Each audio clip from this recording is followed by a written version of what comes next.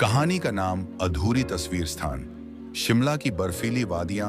मुख्य किरदार आरव, एक शांत और रहस्यमयी लड़का जो एक फोटोग्राफर है। सिया, एक चुलबुली लेकिन समझदार लड़की जो हाल ही में शिमला आई है। सिया दिल्ली से शिमला घूमने आई थी, अपने पुराने बुरे रिश्ते से बाहर निकलने के लिए।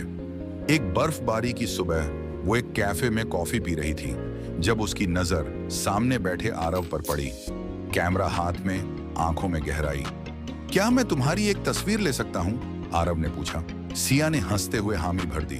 दिन बीते, तस्वीरें खींचती रहीं और दोनों के बीच एक नजदीकी बनती गई। आरव सिया को उन जगहों पर ले जाता जहां आमतौर पर कोई पर्यटक नहीं जाता, लेकिन सिया को अजीब लगता। आरव हर जगह कुछ ढूंढता रहता था, जैसे किसी को खोज रहा हो।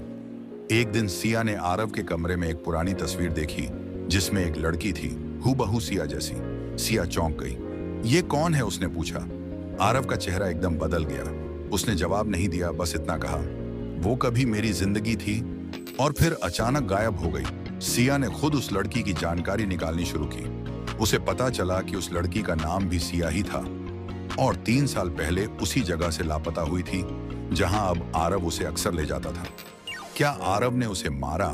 क्या सिया खतरे में है? सच्चाई। सिया ने आरव का सामना किया।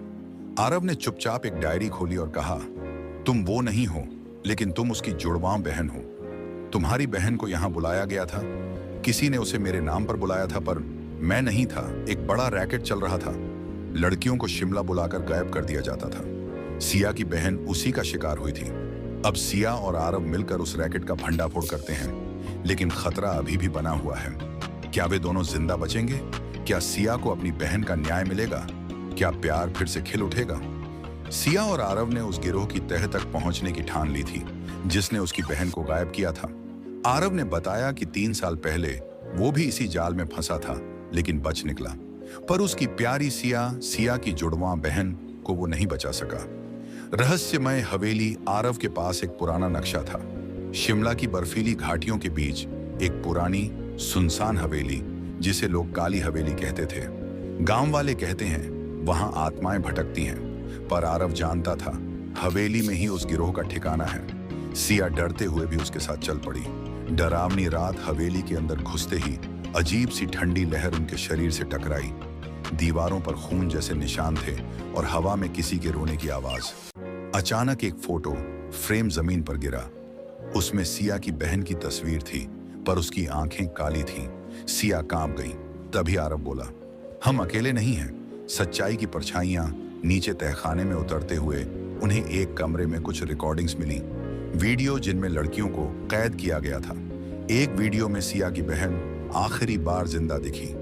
वीडियो में एक चेहरा दिखाई दिया, कैफे का मालिक जहां सिया पहली बार आरव से मिली थी। क्लाइमैक्स की ओर जैसे ही वे हवेली से निकलने लगे, पीछे से किसी ने सिया को खींच लिया। आरव ने पीछा किया और वहां एक नकाबपोश इंसान से भिड़ गया। नकाब उतरा।